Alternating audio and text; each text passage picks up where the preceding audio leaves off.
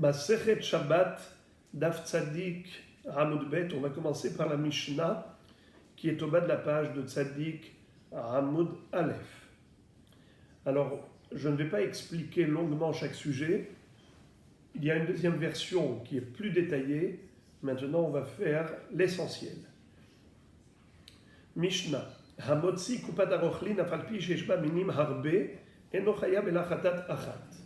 Cette Mishnah, comme les précédentes, nous indique le shi'ur qui correspond à chaque objet qui aurait été transporté pendant le Shabbat, du reshut hayachid au reshut harabim ou vice-versa, ou quelqu'un qui aurait déplacé un objet au-delà de 4 coudées dans le reshut harabim, à partir de quel shi'ur il est chayav chatat. Pour être passible d'un korban, d'un sacrifice expiatoire, il faut que la mlacha de Hotza'a ait été effectuée avec une mesure minimale. Hamotzi kupat arochalim. Un rochel, c'est un marchand ambulant. C'est quelqu'un qui allait d'une ville à l'autre pour vendre toutes sortes d'objets. Ici, Rashi nous dit, par exemple, que ce rochel vendait dans sa calèche des tarchite nashim, des bessamim, des parfums pour les femmes. Alors il y avait des boîtes qui contenaient plusieurs sachets, plusieurs pochettes, où il y avait des plantes parfumées. Qu'est-ce qui s'est passé? Pendant Shabbat, on aurait transporté par inadvertance une boîte, une coupa tarochlin, où il y avait dedans des petites pochettes, comme dit Rashi, mochre besamim lekishute nashim, viesh lahem kupot ktanot, litzrorot besamim, où on met dedans des tzrorot de besamim. Afalpi sheyesh bahem minim harbe, eno chayav elachatat achat. Bien que à l'intérieur de cette boîte, il y a plusieurs pochettes avec différentes espèces de parfums, de plantes parfumées, malgré tout, cet homme, le jour où il voudra faire teshuva et apporter un korban au Beth Amikdash pour se faire pardonner, il n'a pas besoin d'apporter plus d'un seul korban khatat, bien qu'il y ait plusieurs sachets à l'intérieur de cette boîte. Tosfot pose la question en disant, mais il n'y a pas de tridouche, puisque nous savons que même si un homme a fait 2 actions, il a récidivé, il a fait une première melacha de Hotza'a, avec le shi'ur correspondant, et ensuite, l'après-midi de Shabbat, il a refait la même chose. Mais entre les 2 opérations, il n'y a pas eu de prise de conscience. Étant donné que ça s'appelle Be'alem Ehad, ça s'est fait dans le cadre du même oubli, de la même ignorance, il sera chayav que d'un seul korban khatat pour expier les deux Hotzaot. À plus forte raison, si c'est une seule action.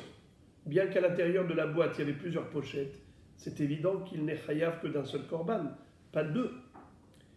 Tosfot répond qu'il s'agit ici du cas de figure suivant. Cet homme, quand il s'est rendu compte qu'il a fait une melacha de Hotza'a, il ne s'est pas souvenu de tout le contenu de la boîte. Il pensait par exemple que dans cette boîte, il n'y avait qu'un seul sachet de plantes parfumées. En réalité, il y en avait 2 ou 3 ou 4. Et il a apporté un korban expiatoire. Il a déjà fait le sacrifice du korban khatat. Et ensuite, il s'est souvenu qu'il y avait encore d'autres sachets dans la boîte. Là, nous aurions pu croire qu'étant donné que la yeddi'a, la prise de conscience de la faute, c'est un élément facteur qui déclenche le korban, le chiyuv du sacrifice, alors nous aurions pu croire que, étant donné qu'il a pris connaissance en 2 fois, d'abord il s'est souvenu d'un sachet qui était dans la boîte, après d'un autre sachet.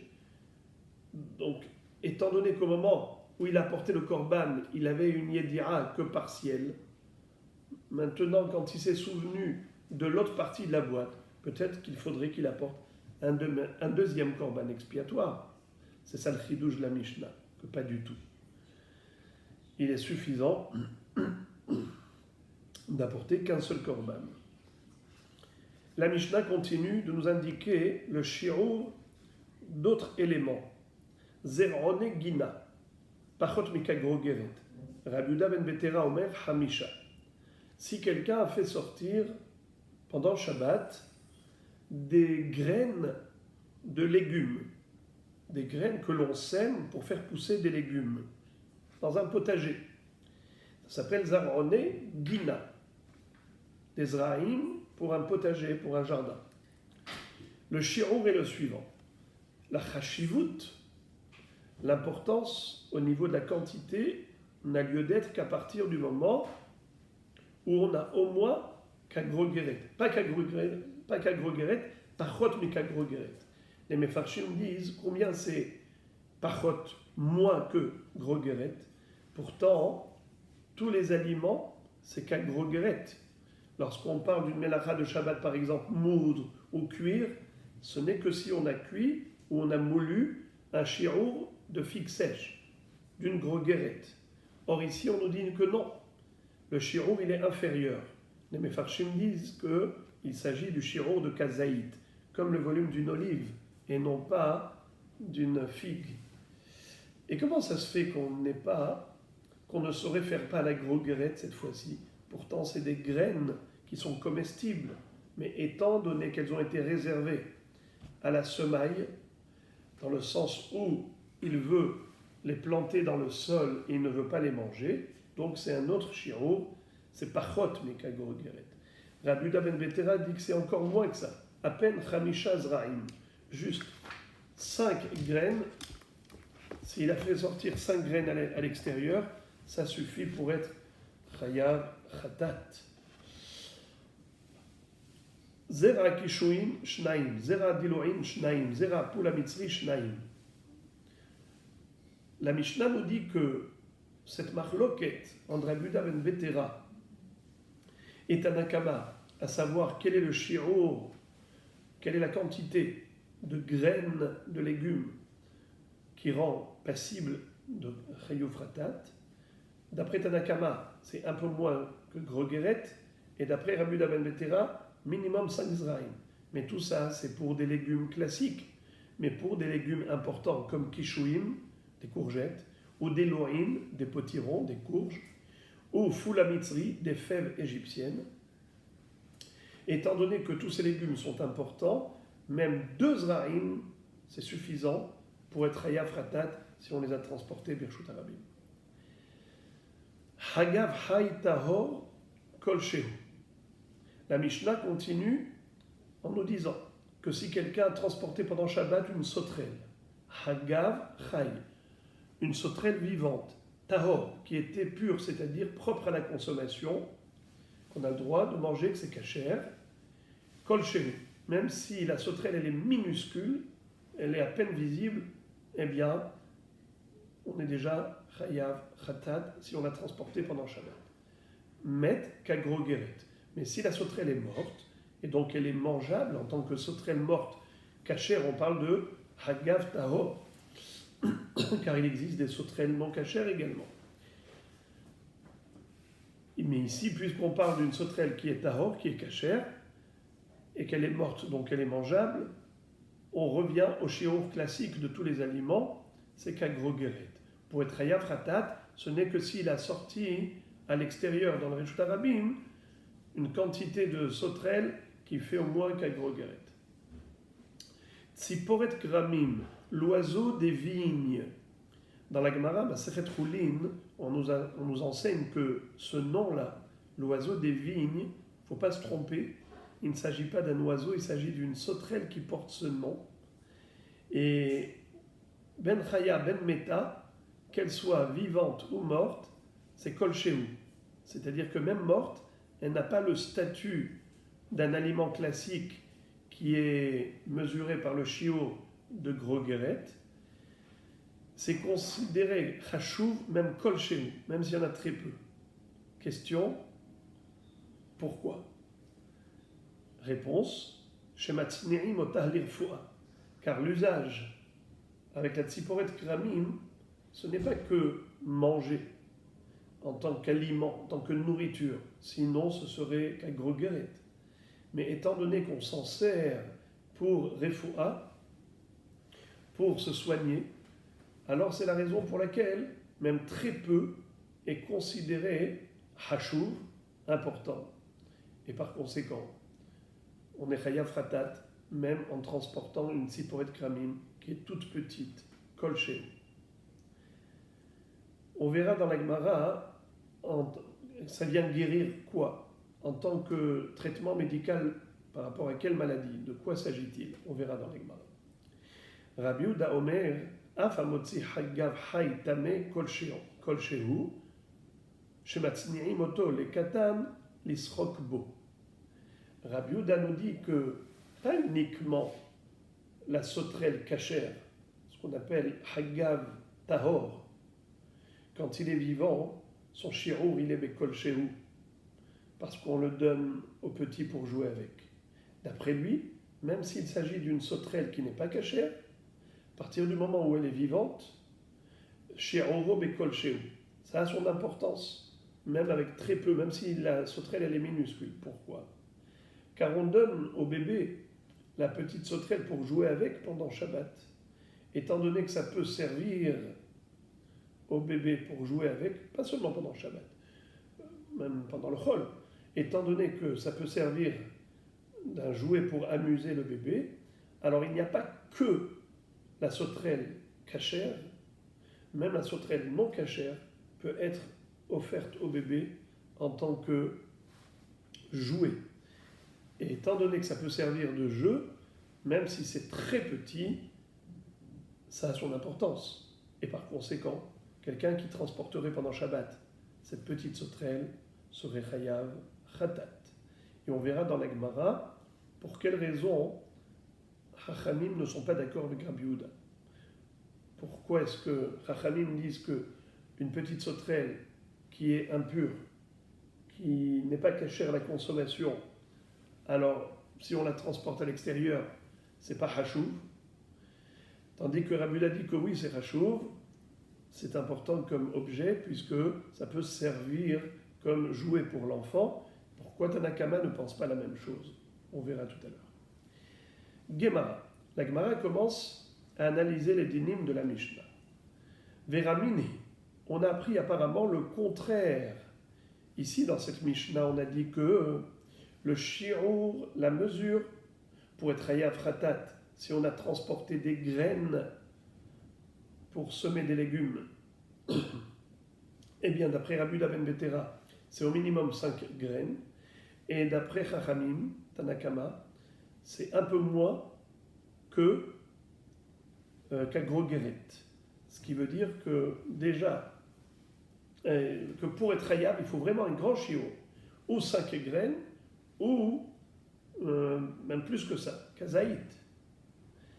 Pourtant, on a appris plus haut une Mishnah qui nous disait que Zevel vechol adak kedé les abel kelach shel kruv d'ivrei Rabbi Akiva.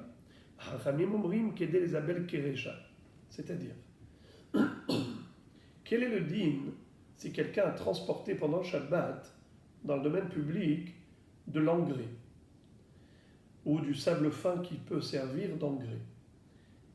La quantité minimale, c'est de quoi engraisser le terreau où pousse un kérouv. Là où se trouve un terreau où on pourrait planter là-bas un chou, une tête de chou, d'après Rabbi Akiva, c'est une quantité déjà suffisamment importante d'engrais, et donc chayav khatat. Chachamim omrim kedé les abel keresha. Chachamim sont encore plus mahmirim. Et ils disent que même si tu as très peu d'engrais, juste de quoi engraisser le terreau qui est apte à faire pousser un poireau, c'est déjà considéré comme important et il est chayav khatat. Alors la Gemara se demande pourquoi, si une personne transporte carrément des graines de légumes, on n'a pas dit juste une graine de chou ou une graine de poireau. On a dit minimum 5 graines d'après Rabbi Yehuda ben Betera, et carrément kazaït, un peu moins de grogeret, selon Tanakama. Donc il y a une contradiction. Amarav Papa, réponse, Hadezaria, Hadelozaria, Lefi she'en adam toreach leotzi nima achat lizria. La réponse est très simple. C'est qu'il y a avant et après la semaille, l'ensemencement. Une personne qui veut semer, elle n'est pas folle pour aller s'investir dans l'agriculture pour ne semer qu'une seule graine. C'est trop de travail pour si peu. Tandis que si elle a déjà planté, elle a déjà semé, et il y a un chou qui a poussé, eh bien même pour un chou, la personne est capable d'apporter de l'engrais pour faire évoluer ce chou pour qu'il pousse encore mieux. Parce qu'il est déjà Azaria, ou bien d'après Chachamim, même pour un poireau, et qui a déjà poussé, qui a déjà été planté. Ça veut dire que pour aller semer, on ne va pas semer pour moi qu'un shi'ur hashuv. Mais une fois que ça a déjà été semé et qu'il s'agit maintenant d'engraisser, eh bien on peut accorder de l'importance même à une tête de chou ou à un poireau. Encore, Zera Kishu'in. La Gemara maintenant va nous citer une baraïta qui nous donne des shiurim par rapport à d'autres plantes. Hamotzi gar'inim im linti'a shetaim im la achila kim lo pihazir vekama melo pihazir ahat. Im lehasik kede levashel betzakala im lecheshbon shtaim. Acherim omrim chamesh. Quel est le din si on a transporté des noyaux de dattes pendant Shabbat? Ce qu'on appelle gara'inin. Et Rachid dit gara'ine temara. Alors tout dépend de l'objectif, c'est-à-dire à quoi étaient réservés ces noyaux de dattes. Im lenetira shtaim. Si l'intention de cet homme était de planter un jour ces noyaux pour faire pousser 2 palmiers, eh bien avec 2 noyaux, ça suffit pour être considéré chashuv. Et s'il a transporté cela pendant Shabbat, c'est une hotza'a avec un shi'ur suffisant pour être yafratat. Im la achila, kim lo pichazir. Mais si il avait réservé ces noyaux de dattes à la consommation des animaux, alors même un seul noyau, déjà il est chayav. Pourquoi? Parce que c'est kim lo pichazir, de quoi remplir la bouche d'un chazir. Qu'est-ce que ça veut dire? Le chazir, vekama achat. Kamam lo pichazir achat. Quel est le contenu de la bouche d'un chazir? Un seul noyau. C'est pas que ça lui remplit toute la bouche. C'est que déjà avec un noyau, le chazir, le cochon, ne va pas arrêter de mâcher parce qu'il considère même un noyau. Im lehasik. Par contre, si le bonhomme avait gardé chez lui ces noyaux en but et en vue d'en faire un combustible pour son fourneau ou sa cheminée, alors kedele vachel betzakala. S'il y a suffisamment de noyaux de dattes pour constituer un feu qui pourrait permettre la cuisson d'un œuf facile à cuire. On a déjà vu cette notion de betzakala. Betzakala, c'est un œuf de poule, puisque l'œuf qui est le plus facile à cuire de parmi tous les œufs, c'est-à-dire de toutes les volailles, c'est l'œuf de poule. Et ici en plus, on ne parle même pas qu'on va le cuire avec sa coquille, comme un œuf dur, mais on va le battre en tant qu'œuf battu avec de l'huile, donc ça chauffe très vite et ça cuit très vite. Et on n'a même pas besoin de cuire l'œuf tout entier, ne serait-ce que kagrogeret, mi betzakala, comme le volume d'une figue en matière d'œuf. Ce qui veut dire que ça va cuire très très vite. Alors le nombre de noyaux qui serait suffisant pour cuire kagrogeret de betzakala, c'est en effet le shi'ur important pour être ayafratat s'il a transporté ses noyaux pendant Shabbat. Im lecheshbon, shtaim. Acherim omrim, chamesh. Maintenant, si ces noyaux de dattes n'avaient pas été gardés par le propriétaire en vue de les planter comme palmiers, ou de donner à manger à des animaux, ou de s'en servir comme combustible, c'était juste en tant que cheshbon, pour compter. Compter quoi? Alors, à l'époque, les grossistes, quand ils vendaient par exemple aux détaillants des objets, de nombreux objets, alors ils le voyaient en train de charger par exemple des sacs de farine dans son carrosse, dans son chariot, il voit un sac, deux sacs, trois sacs. Qu'est-ce qu'il fait lui? Il prend des noyaux de dattes et il met à côté de lui. Dès qu'il voit qu'il a chargé un sac, lui il met un noyau. Deux sacs, deux noyaux. Et à la fin, une fois qu'il a chargé complètement tous les sacs de farine, il compte les noyaux de dattes et il sait combien il devra lui payer. Alors quel est le nombre de noyaux de dattes qui est considéré important s'ils avaient été réservés à cet usage de cheshbon? Le din est le suivant, mahloket. D'après Tanakama, c'est c'est 2, cheshbon shtaim, et Acherim c'est Rabbi Meir, pense que c'est chamesh. Pourquoi Rabbi Meir n'est pas d'accord avec Tanakama pour dire que même 2 déjà c'est un cheshbon? Il dit que les gens n'ont pas besoin d'un siman pour compter quand c'est un chiffre, un nombre inférieur à 5. Ça veut dire 4 objets, c'est pas facile, c'est pas difficile à mémoriser. Il voit 4 sacs, 1, 2, 3, 4, c'est facile. Quand est-ce qu'on pourrait arriver à une confusion? C'est à partir de 5. Donc c'est à partir de là que le vendeur va commencer à se servir des noyaux de dattes comme signe du nombre d'objets vendus. Mais pour moins que 5, les gens n'utilisent pas les noyaux de dattes pour cela. Encore, Tanu Rabanan, Hamotzi shne nimin mizenav asus ou mizenav apara chaya. Celui qui ferait sortir 2 poils de queue de cheval ou 2 poils de queue de vache, il est chayav. Shematznirim otam le nishbin. Car généralement, on les gardait, ces cheveux, ces poils, pour fabriquer un filet pour piéger les oiseaux. C'est-à-dire que, comme c'est un poil qui est solide, on mettait dedans des miettes, des graines. Lorsque les oiseaux allaient venir et se poser dessus pour aller manger ces graines, ils allaient s'accrocher les pattes à l'intérieur et c'est comme ça qu'on allait pouvoir les capturer.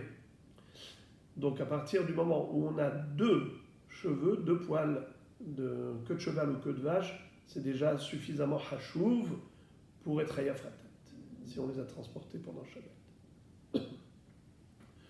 Miksheh shel hazir ahad. Les poils qui poussent sur le dos du cochon. Ce sont des poils qui sont rigides, très, très durs, et les cordonniers avaient l'habitude d'attacher leur fil à ce poil rigide, qui ensuite va être introduit dans l'aiguille, et c'est comme ça qu'il allait coudre les chaussures. Donc même un poil a son importance, c'est pour cela qu'il serait chayav ratat s'il a transporté pendant Shabbat. Tsuré dekel shtaim, toré dekel achat.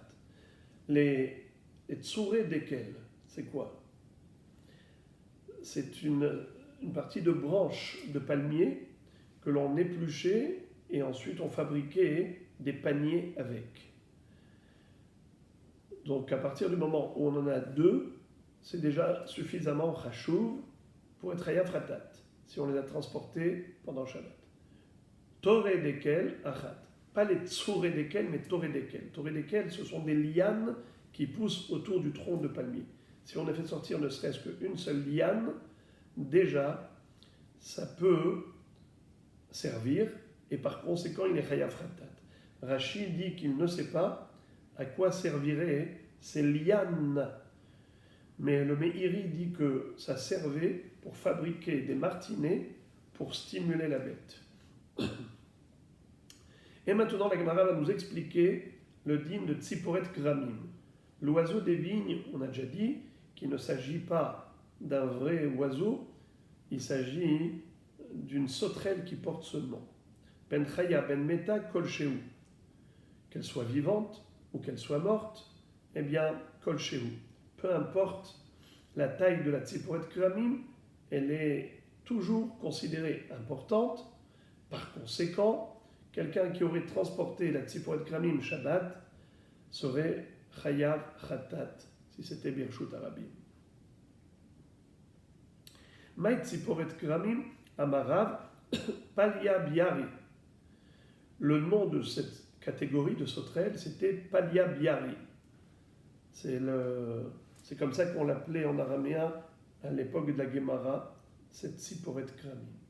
Amar Abaye, ou mishtekach bedikla de had navara. Abaye nous dit que où est-ce qu'on retrouve ces sauterelles, non pas dans la vigne comme son nom laisse entendre, tziporet kramim, mais plutôt autour des palmiers, mais des jeunes palmiers.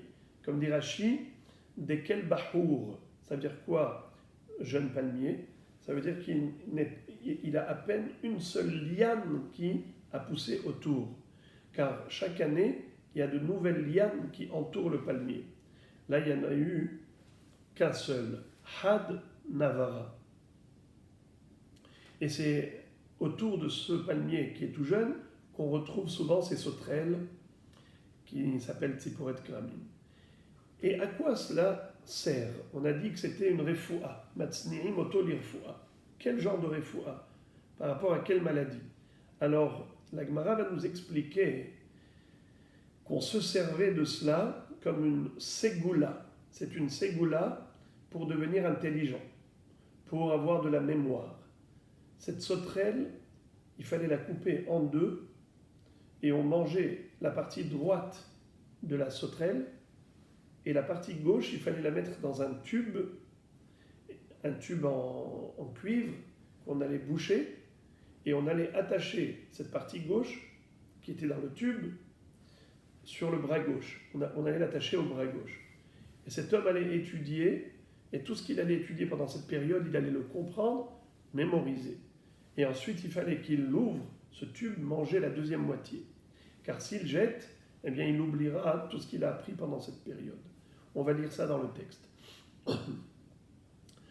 Ve'avdela le chokhma. Et on l'utilisait pour avoir de la chokhma. Achille les palgad yamine, on ne mangeait que la moitié droite de la sauterelle, ou palgad ismale, et la moitié gauche, ramele begoufta de nehasha. On le jetait dans un tube en cuivre. Nehasha, c'est nehoshet. Behatimla beshitin gushpanke. Et ensuite, on allait boucher et sceller le tube avec 60 bouchons. Rachid dit que 60, c'est une façon exagérée d'exprimer le pluriel, beaucoup. Donc, on allait boucher d'abord avec un bouchon de cire, après avec un bouchon de caoutchouc, de goudron, après un bouchon en argile. D'accord? Vetalele be ivra dismala. Et le tube, il allait l'accrocher à son bras gauche. Vesimaner lev hacham liimino velev ksil lismolo. Il y a un pasouk qui dit le cœur du hacham le pousse vers la droite, le cœur du sot vers la gauche. Ça veut dire la droite est toujours symbole de positif, la gauche du négatif. Donc le chacham, son cœur l'entraîne vers le positif et le ksil, l'imbécile, son cœur l'entraîne vers le négatif. Mais ce pasouk n'a été cité ici qu'à titre de mnémotechnique, pour se souvenir qu'il faut manger la partie droite pour avoir de la chokhma, et ensuite plus tard, et garder sur le smol la partie gauche qui sera mangée plus tard. Ve hakim kama debae, ve gamar kama debae. Et il va apprendre et approfondir autant qu'il en veut. Gamar, ça vient du mot gemara, et hakim, c'est l'intelligence, ça veut dire approfondir et apprendre.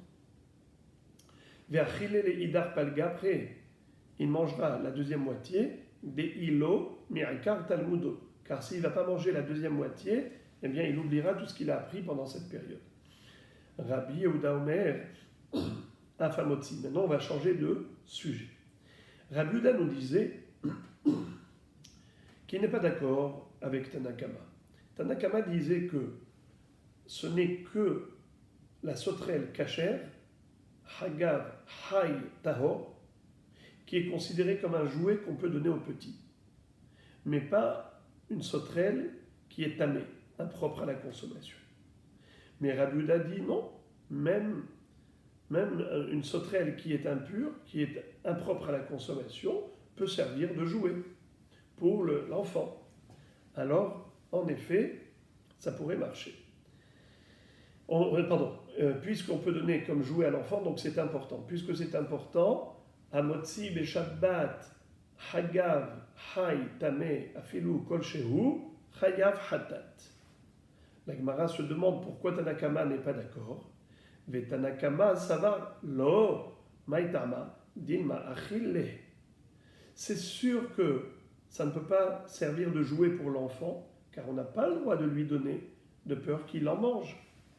La Gemara dit Iachi Tahor Nami. Dans ce cas-là, il n'y a pas que la sauterelle impure qu'on n'a pas le droit de donner à un enfant, même une sauterelle pure, de peur qu'il la mange quand elle est vivante. Alors on va expliquer, d'après Rashi, ici cette question.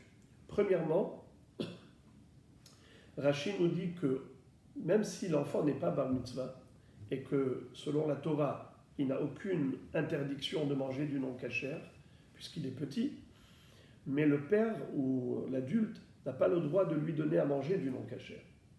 Lui personnellement n'est pas frappé d'interdiction puisqu'il n'est pas bar mitzvah, mais l'adulte n'a pas le droit de donner du non cachère à un enfant,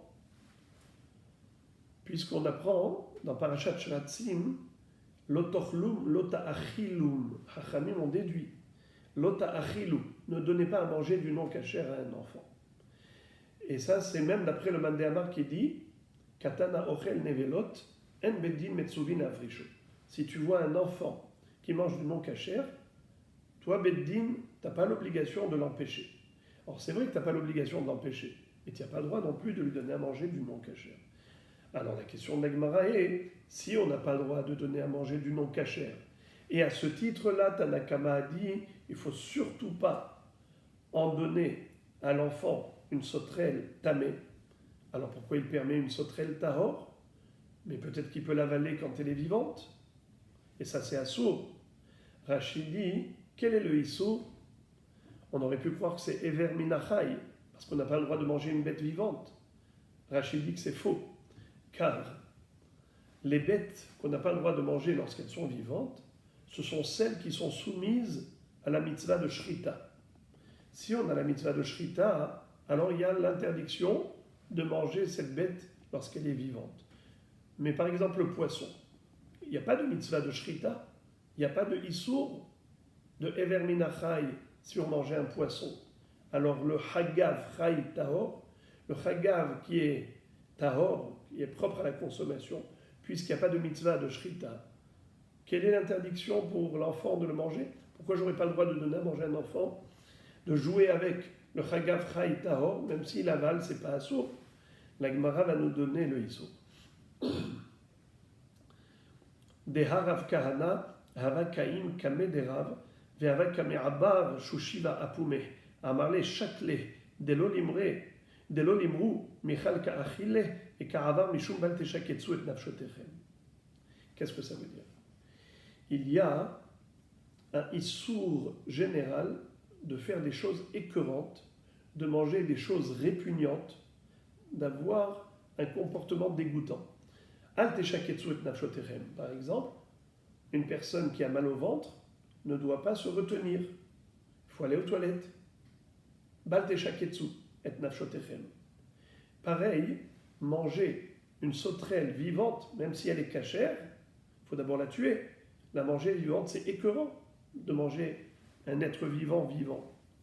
C'est la raison pour laquelle on n'a pas le droit de donner à manger à un enfant une sauterelle vivante.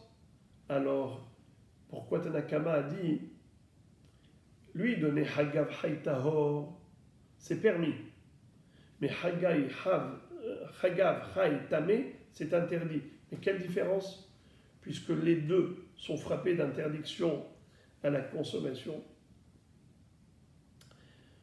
Et où est-ce que nous voyons que Béhémet, c'est assourd à ce titre? La Gemara raconte l'histoire de Rav avec son élève Rav Kahana. Un jour, Rav Kahana, quand il était devant Rav, il a pris une chouchiva. Chouchiva, c'est le nom d'une sauterelle. Et il a passé comme ça sur ses lèvres. Il jouait avec comme ça. Alors il lui a dit, ne fais pas ça. Car quelqu'un qui te verrait croirait que tu veux manger cette sauterelle vivante. Or c'est assourd, balteshaketsu, c'est dégoûtant. Donc c'est assourd. Je relis. Deha Rav Kahana, Hava Kaim Kamederav, Rav Kahana était debout devant Rav, Vehava Kameraver, Shushiva Apume, et il faisait passer une sauterelle vivante, qu'on appelle Shushiva, sur sa bouche, sur ses lèvres, à Marley, Chakle. Il lui a dit, retire de tes lèvres cette sauterelle, des lolimrou, pour pas que les gens disent, Michal Ka'achille, il va manger la sauterelle vivante. Mais Ka'avar Mishum Balteshaketsu et Nafshotechem. Et il transgresse l'interdit de la Torah de faire des choses écœurantes. Alors, dans ce cas-là, la question revient à la case départ. Pourquoi est-ce que Chachamim ont dit que Chagav Chai Tahor, il a sa Hashivut, il est important, Afilu Kol Shehu, celui qui l'aurait transporté pendant Shabbat, serait Chayav Khatat, parce qu'il a transporté un élément important, puisque ça peut servir de jouet pour amuser l'enfant, alors que si c'était une sauterelle morte, une sauterelle tamée, alors c'est assourd. Mais les deux devraient être frappés de la même interdiction. Et là, qu'est-ce qu'on est obligé de dire? Qu'étant donné que l'enfant joue avec, il ne va pas manger cette sauterelle quand elle est vivante. Donc, de la même façon qu'il ne va pas manger une sauterelle haï qui est tahor, il ne mangera pas non plus une sauterelle tamée qui est vivante. Pourquoi alors ils ont interdit? Et la dilma maït ve achille, car nous craignons que la sauterelle meure et ensuite il va l'avaler. Alors, s'il va avaler une sauterelle qui est cachère, pas grave. Mais s'il va avaler une sauterelle qui n'est pas cachère, c'est grave. Tu lui as donné une sauterelle non cachère, sachant que qu'elle peut mourir, il peut l'avaler. Donc tu n'as pas le droit de lui donner. Alors pourquoi Rabbi Yehuda autorise? Vie Rabbi Yehuda, imaït, katan, mispat safidle. Rabbi Yehuda a répondu, Rabbi Yehuda, pourquoi est-ce qu'il dit qu'il n'y a pas de différence entre Hagav Tamé et Hagav Tahor? Parce qu'il dit qu'il n'y a aucun problème de donner pendant la semaine à un enfant une sauterelle impropre à la consommation pour jouer avec. Car c'est sûr qu'il ne va pas l'avaler, même si elle est morte. Pourquoi? Étant donné que c'était son jouet, il s'est attaché sentimentalement à cette sauterelle, c'est évident qu'il ne va pas la manger même une fois morte, car il lui fait même une oraison funèbre. Cet enfant pleure la mort de cette sauterelle, puisqu'il lui fait même un hesped, donc c'est sûr qu'il ne va pas la manger. Donc c'est la raison pour laquelle nous dit Rabbi Yehuda, tu as le droit de donner une sauterelle vivante à un enfant pendant la semaine pour jouer, ou même pendant Shabbat. C'est la raison pour laquelle, puisque ça peut servir de jeu, même dans le cas où c'était Chagav Tamé, c'est la raison pour laquelle celui qui transporterait cette sauterelle pendant Shabbat à l'extérieur, dans le Rishut Harabim, serait Chayav Khatat, car il a fait sortir un objet Hashuv, un objet important. Voilà la fin du Perek Amar Rabbi Akiva, Adran Alach, Amar Rabbi Akiva.